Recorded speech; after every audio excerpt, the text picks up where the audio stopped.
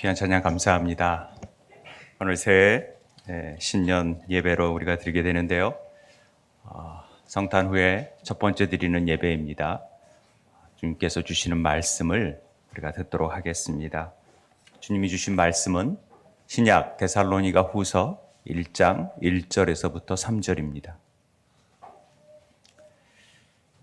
데살로니가 후서 334쪽입니다. 신약. 제가 가진 성경은 334쪽인데요. 데살로니가 후서 1장 1절부터 3절 말씀을 한 목소리로 우리가 봉독하도록 하겠습니다. 함께 읽겠습니다. 시작. 바울과 실로아노와 디모데는 하나님 우리 아버지와 주 예수 그리스도 안에 있는 데살로니가인의 교회에 편지하노니 하나님 아버지와 주 예수 그리스도로부터 은혜와 평강이 너희에게 있을지어다.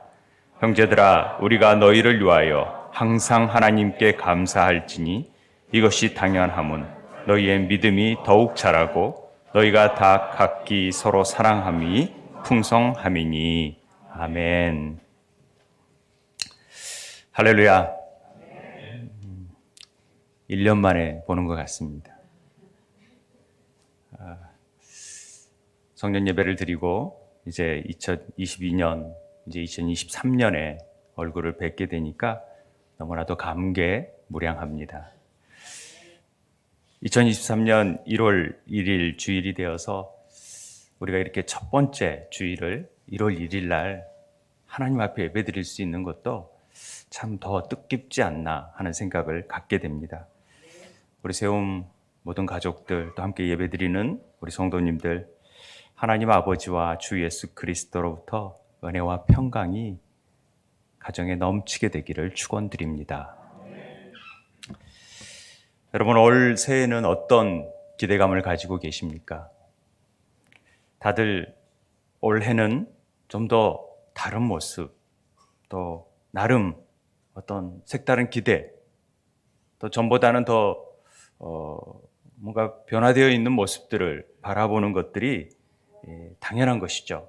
경제도 좀 나아졌으면 좋겠고, 정치도 좀 올바르게 했으면 좋겠고, 이념으로 나누어지는 것보다는 좀 하나로 통합되고, 또 통일도 바라봤으면 좋겠고, 또 개인적으로는 뭐 아프지 않고, 우리 가족들 건강하고, 또 어려움 없이 이렇게 경제적인 어려움 없이 지냈으면 그런 바람을 갖기 마련입니다.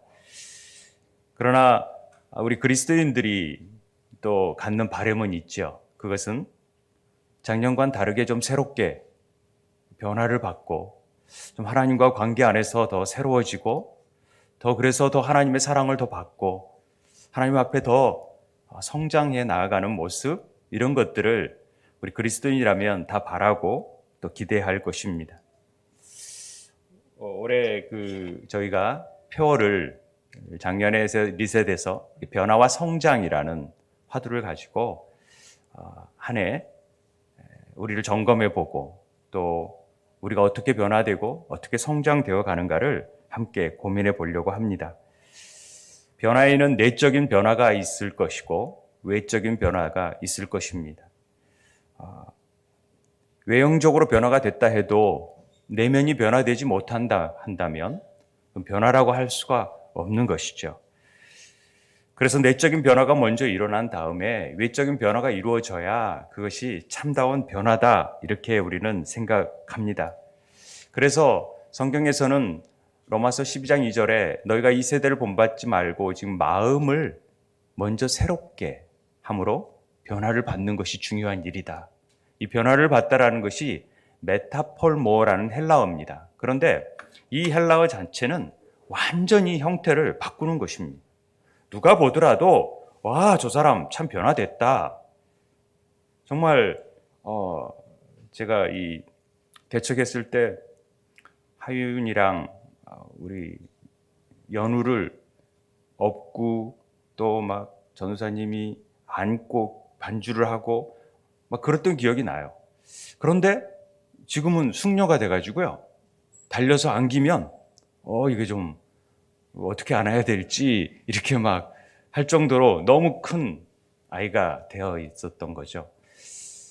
그러니까 이렇게 많이 변화되어 있잖아요. 금방 볼 수 있는 거죠. 하나님께서 우리의 삶 가운데 예수 그리스도를 믿고 하나님이 새 마음을 부어주셨다면, 새 영을 부어주셨다면 당연히 변화되는 것은 마땅한 바 아니겠습니까? 변화돼야 됩니다.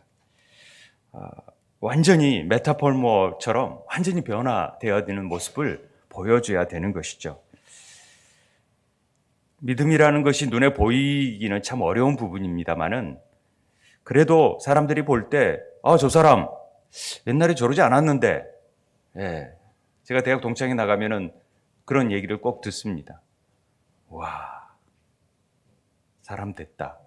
뭔가 좀 달라졌다. 이런 얘기를 많이 듣습니다. 아무런 변화가 없이 그대로다라는 말보다는 변화됐다라는 말이 좋지 않겠습니까?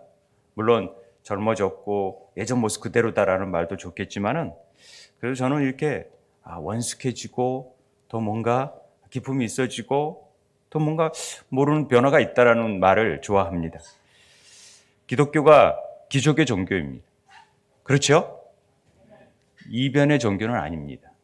그런데 하나님의 빛, 생명의 빛, 창조되지 않는 거룩한 빛이 우리 안에 거하시고 그 하나님이 우리에게 들어오심으로 인해서 우리가 새 영, 그러니까 오늘 창세기 말씀을 우리가 읽는데 새 영의 그 호흡을 불어넣어 주니까 완전히 산 영이 되어버리잖아요. 그러듯이 하나님의 역사는 우리를 살게 하시고 변하게 하시고 완전히 바꾸는 역사가 그저 흙과 같은 존재가 정말 살아서 역사하는 그런 존재로 변화될 수 있는 것이 하나님의 뜻입니다. 그런데 정말 기독교를 믿고 예수를 믿는다 하면서도 변화되지 않는다. 이건 기적입니다. 기적이라 말하기는 좀 그렇죠. 어떻게 이런 하나님의 역사를 경험하고도 변하지 않는다? 이변이죠. 그럼 우리를 돌아봐야 되는 것입니다. 반드시 일어나야 될 일들이 일어나지 않고 있다면 뭔가 우리에게 잘못된 부분이 있다. 이런 생각을 갖게 되고 그렇다면 올 한 해 정말 다 포맷을 했고 리셋했다면 진짜 변화되는 모습들을 좀 가져야 되는 그런 소망을 갖게 되는 것이 우리들의 마음입니다. 영적으로 신앙적으로 환경은 변화되지 않더라도 우리의 삶은 너무나도 달라져 있고 하나님 앞에 내 모습이 달라져 있다는 것을 우리가 발견했으면 좋겠습니다. 복음의 능력은 혁명적입니다. 우리를 완전히 뒤바꿀 수 있습니다. 정말 아무렇게 별 볼 일 없는 자도 하나님의 손에 터치가 되면은 놀랍게 변화되는 것이 우리 찬양대들이 다 변화시켜버릴 거예요. 다 변화될 것입니다. 그런 역사가 복음의 능력입니다. 우리가 올 한 해 이 복음의 능력 안에서 우리의 삶이 완전히 뒤바뀌어지는 혁명적으로 바뀌어지는 역사가 있게 되기를 바랍니다. 10년을 믿었고 20년을 믿었는데도 아무런 변화가 없다. 교회에 빠지지 않았고 열심히 다녔다. 그런데 밋밋한 신앙, 그저 그런 신앙, 늘 같은 신앙, 이건 한번 점검해 봐야 되지 않겠습니까? 우리 잘 알다시피 조지 버나드 쇼가 묘비명에 뭐라고 돼 있어요? 영어로 돼 있지만은 번역하면 우물쭈물하더니 내 이럴 줄 알았다. 엄벙덤벙 살다 보니까 그냥 그렇게 지내다 보니까 어느새 죽어 있는 거죠. 아무 한 일 없이. 물론 조지 버나드는 어마어마한 많은 문학작품과 또 이런 일들을 함께 노벨상을 받으신 분 아닙니까? 그러면서도 내가 이렇게 지내다 보니까 어느덧 그냥 이렇게 됐네? 이러면 안타까운 일이잖아요.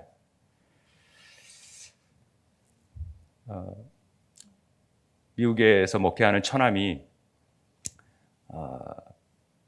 장애인 단체에 봉사를 했었어요. 전사 때. 그러다가 갑자기 유학을 가게 되면서 그걸 맡길 사람이 없어가지고 저보고 그 일을 하래요. 저는 그런데 소질이 없거든요. 제 몸 하나 간수하기도 힘든데 뭘 봉사로 나간다 생각을 못 했는데, 제가 그때 신학 공부를 하고 있을 때인지라 그런 경험도 해봐야겠다라는 마음으로 그냥 순종했었어요. 그래서 가서 보니까 중증 장애인들이 너무 많이 있는 거죠. 이걸 뭘 어떻게 할 줄도 모르지만은 같이 놀아주고 같이 행하는데, 저보다 나이 많으신 누님 같은 분이 있는 거예요. 그런데 생각은요, 어린아이보다 못해요. 그러니까 일을 막 저지르고 해맑게 웃고 있어요. 그러면 정말 저 순진하고 천진난만함 아름답다라고 생각할 수도 있지만은, 그 부모님이 볼 때는 어떠하겠어요? 언제 상담한 적이 있어요. 그분이 내가 곧 하나님을 앞에 갈 텐데 이 딸을 두고 눈을 감기가 너무 힘들어서 어떤 교회에 내 재산을 다 의탁할 테니까 그 교회가 좀 책임져 주면 좋겠다라는 그런 상담까지 제가 들은 적이 있어요. 얼마나 안타까울까. 그러니까 몸 신체적으로는 다 자랐는데 어린아이와 같은 삶을 산다면, 그리고 막 얘기하기도 좀 부끄러운 일들을 막 벌리는 거죠. 그래도 막 해맑게 웃고 있으면 그걸 보면서 우리의 신앙 안에서도 자라나지 못하고, 자기는 몰라요. 자라났는지 어쩌는지 모르는데 외형적으로는 오랫동안 교회를 다녔으면서도 아무런 그런 성장 없이 그렇게 행하고 있는 거예요. 봉사도 안 하고 남 도와주지도 않고 도움 받으려고만 하고 사랑 받으려고만 하고 늘 자기만 봐달라는 거죠. 도움을 필요로 하는 존재가 되어버려서는 안 된다라는 것입니다. 변화맹시라는 심리학 용어가 있습니다. Change blindness라는 심리학적인 용어인데요. 시각적 자극의 변화가 제공됨에도 불구하고 관찰자가 이를 눈치채지 못하는 현상을 이 변화맹시라고 얘기를 합니다. 어떤 거냐면요, 어떤 실험을 하는데 사람이 이렇게 물어보죠. 어떤 사람에게 길을 좀 알려달라고 물어보는데 어떤 칸막이를 가지고 두 사람이 지나가면서 사람을 딱 바꿔버려. 길을 묻는 사람이 완전히 바뀌어져서 묻고 있는데 그 길을 가르쳐주는 사람이 인지를 못하는 거예요. 그 사람이 바뀌었는지를. 근데 대부분 사람들이 그거 다 알겠지 그렇지만은 모르고 그 가르치는 일에만 몰두하고 있다라는 거죠. 그러니까 변화를 느끼지 못한다라는 표현입니다. 우리가 영적으로 하나님의 말씀을 받고 변화되는 것이 마땅한데, 그런 변화를 눈치 못 채고 늘 이 성령의 역사하심에 민감하지 못하면, 우리도 늘 이런 눈치 못 채고 성령께서 하라는 일들 또 행하는 일들에 대해서 무감각해져 있으면 이 변화맹시죠. 말하는지도 그런가 보다, 또 그러지 뭐, 이런 생각으로 자기 뜻으로 살아갈 때가 많다라는 것입니다. 올 한 해 그래서 제대로 교회됨의 문제를 고민하고, 또 코로나 이후의 목회의 변화, 환경 속에서 우리는 어떻게 이 변화됨에, 이런 환경적인 변화 속에서도 복음을 유지하고 더 성장하고 더 변화되는 삶을 살 수 있을까라는 생각을 가지고 이 변화와 성장이라는 단어를 끄집어내서 우리가 우리 삶 속에 적용해 보고 싶었습니다. 그래서 우리가 이제 양주 땅에 뿌리를 내리고, 정말로 뿌리를 내리고 씨를 뿌렸는데 아무런 성과도 없이 싹도 나지도 않고, 그렇다면은 우리 마음이 얼마나 힘듭니까? 목장에서 VIP들을 막 위해서 기도하고 그랬는데도 아무런 열매가 없다면은 참 힘이 든 거죠. 그렇다면은 뭔가 우리 땅이나 또 환경이나 여러 가지 면에서 잘못된 부분이 뭐가 있는가? 농부는 보살필 것 아닙니까? 그래서 그 잘못된 점들을 좋은 기구가 좋은 환경이 있더라도 뭔가 잘못된 부분이 있다면은 이 부분을 걸러내고 돌이 있다면 가시가 있다면 걸러내고 걸음을 줘야 될 때는 줘야 되고 할 수 있는 일들을 우리가 찾아보자는 것이 우리가 올 한 해 이루어야 될 일이라는 생각을 하게 되었습니다. 그래서 말씀을 고르는데 이렇게 기도하면서 믿음의 소문이 난 우리가 데살로니가 전서를 읽으면서 믿음의 소문이 난 데살로니가 교회. 그러나 굉장히 바울이 2차 전도 여행을 가면서 너무나도 짧게 복음을 전했던 그곳 데살로니가 전서가 되게 마음에 와 닿았습니다. 전도 여행이 넉넉치 않은 삶입니다. 생명의 위협을 느끼는 고난의 연속적인 삶 속에서도 가장 힘들게 사역했던 곳이 바로 데살로니가 교회였었습니다. 짧게 복음을 전했고 3주 정도 복음을 전했는데 그래서 유대인들이 시기하여서 불량배들을 동원합니다. 그래서 굉장히 방해를 하죠. 그래서 결국 베레아로 쫓겨가는 신세가 되어집니다. 그런 가운데에서도 많은 사람들이 예수를 믿고 그 안에서 복음을 받아들이고 성장하고 변화되어 가는 것들에 대한 감사가 오늘 나와 있는 것이죠. 우리의 삶 안에서 이런 전혀 저희도 알지 못하는 이 땅 양주로 와서 하나님께서 이 땅 안에서 뿌리를 내리게 하시고 또 하나님께서 행하실 일들을 바라보면서 우리가 그 믿음의 씨앗들을 키워나가는 삶 그 자체에 대한 하나님의 소망이 뭔가에 대해서 우리가 갈망하게 되고 그 일들을 이루기 위해서 우리는 어떠해야 되는가를 돌아봐야 된다는 것이죠. 복음의 역사가 있고 우리가 더 열심히 믿음 안에서 나아가려고 하면은 거기에 반해서 반드시 바울의 역사 가운데에서도 있었지만은 방해 세력들이 있습니다. 아무런 성령의 역사가 없는 곳에는 절대 방해 세력이 없습니다. 그러나 성령의 역사가 있고 더 열심히 해보려고 그러고 더 변화되려고 그러고 더 하나님 앞에 나아가려고 그러면 막는 세력이 있다라는 것이죠. 육체적으로 넘어뜨리고 경제적으로 어렵게 만들고 하나님과의 관계를 맺지 못하게끔 만들어가는 사단의 행위들이 있다라는 것입니다. 그러나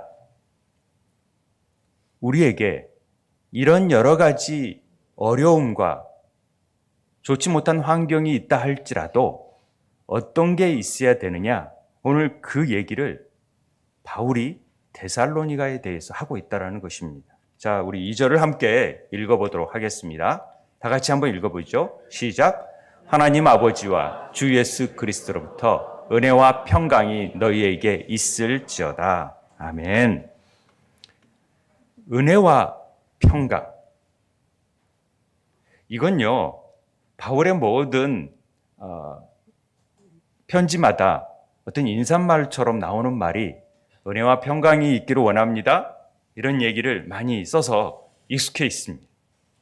익숙해 있는 만큼 우리가 가볍게 인사하는 말, 샬롬 인사든지 어떤 인사들을 너무나도 가볍게 여길 때가 있어요. 그러나 이 말이 바울의 굉장한 부탁이자 명령이라는 사실을 기억해야 됩니다.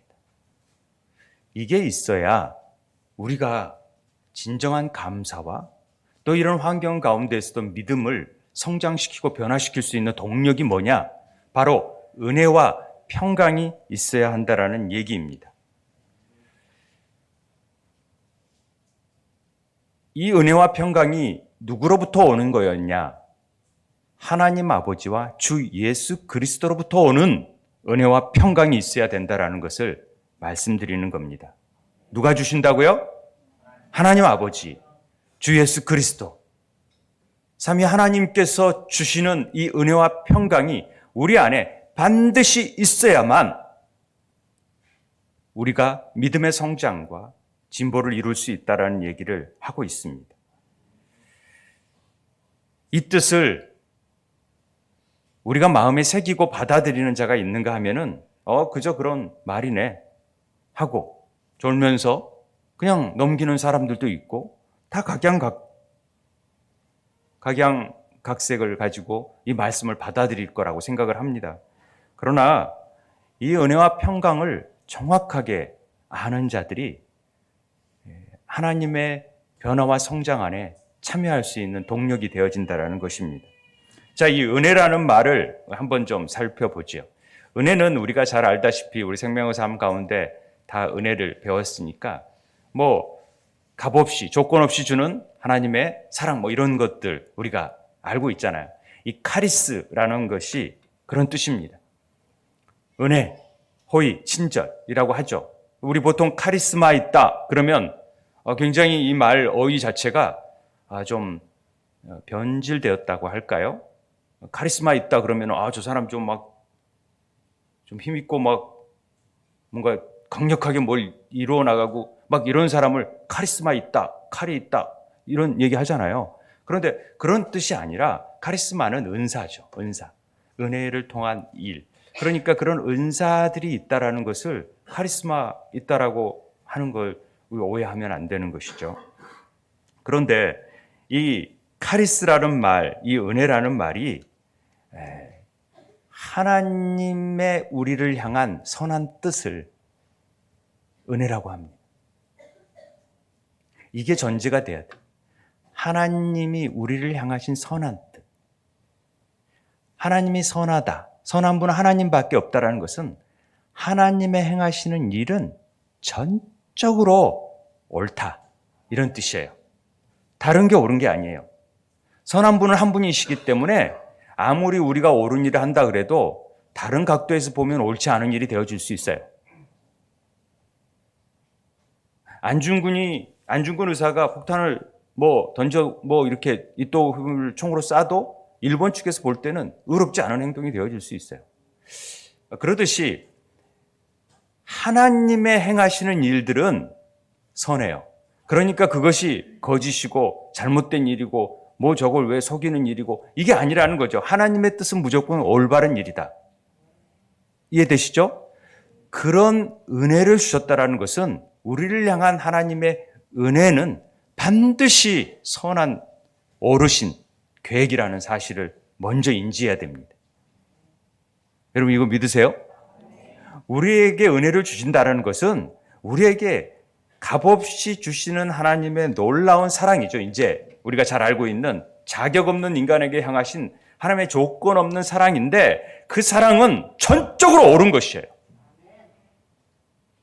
내게 이런. 그래서 amazing grace가 되는 거예요.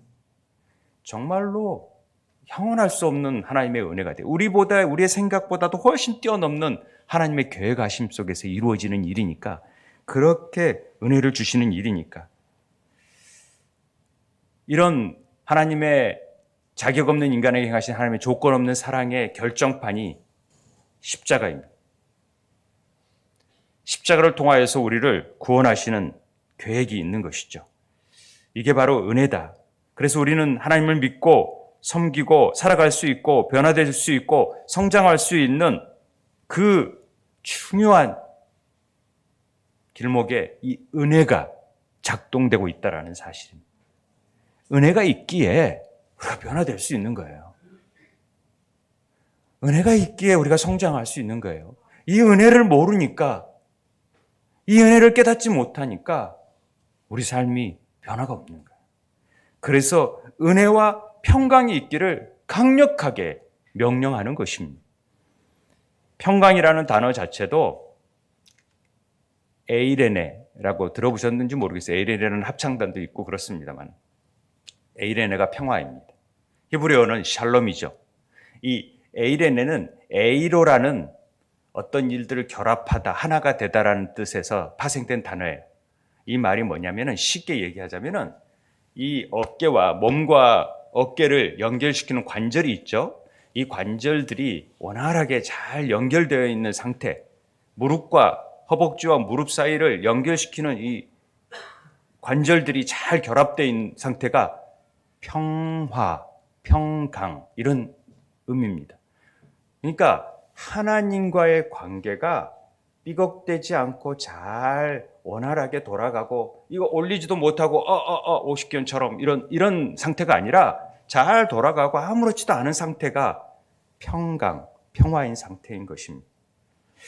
그러니까 하나님과 나 사이, 사람과 사람 사이에 이런 결정적으로 십자가 사건이 우리 삶 속에 들어오심으로 말미암아, 성육신 사건이 우리에게 오심으로 말미암아 우리는 하나님과의 관계 안에 아주 원활한 상태가 되어져 버리는 것입니다. 이 십자가의 윤활유를 통하여서, 보혈을 통하여서. 그래서 우리는 우리 안에 그리스도의 평강이 자리 잡을 수밖에 없게 된 것입니다. 이해되세요? 그래야 전쟁이 나고 세상적인 평화, 어떤 물이 뛰놀고 지진이 나고 어려운 상황 가운데서도 이 하나님과의 관계가 잘 맺어지고 있으면 평화로다 말할 수 있는 것입니다. 이 평안을 우리는 반드시 받아 누려야 하는 것입니다. 그래서 하나님과의 관계가 굉장히 중요한 거예요. 그 관계가 잘 돼야지만이 우리가 성장이 되어지고, 이 은혜가 우리에게 와야지만이 우리가 변화가 되어지고 이루어질 수 있다는 것을 지금 말하는 것입니다. 그래서 사도 바울은 늘 은혜와 평강, 히브리인들은 샬롬은 여러분 안에 이 하나님과의 관계가 늘 원활하게 잘 되길 원합니다 라는 뜻으로 샬롬 하는 것입니다. 그 충만한 상태에 이르게 만드는 것이죠. 그래서 이 은혜와 평강이 중요하다는 얘기를 하는 겁니다. 예수님께서 요한복음 14장 27절에 평안을 너희에게 끼치노니 곧 나의 평안을 너희에게 주노라. 내가 하나님과의 맺었던 그런 관계를 너희에게 주기를 원한다. 이것은 세상이 주는 것은, 우리의 평화라고 생각하는 세상이 주는 평화는 너무나도 우리가 잘 알고 있는 부분이 있잖아요. 몸이 아픈 사람이 회복되는 것이 평화라고 생각하기 쉬워요.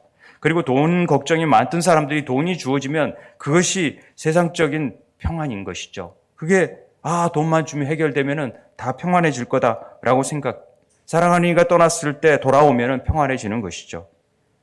그런 내용들이 세상이 가져다 주는 평안입니다.